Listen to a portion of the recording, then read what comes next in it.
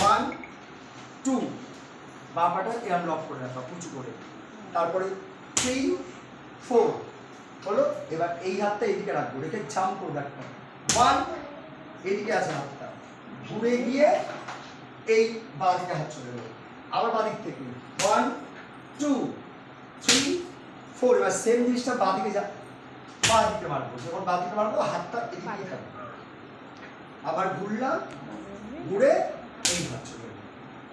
তারপরটা আছে 1 2 1 দেখো ডান পা এরকম ক্রস করে হাতটা উল্টো 1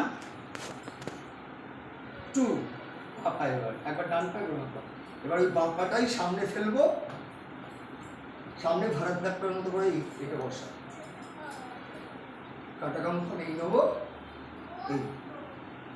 এবার ডানের সাথে করছি 2 3 4 বলো দুর্গা মায়ের কি জয়, বলো দুর্গা মায়ের কি জয়, বলো দুর্গা মায়ের কি জয়।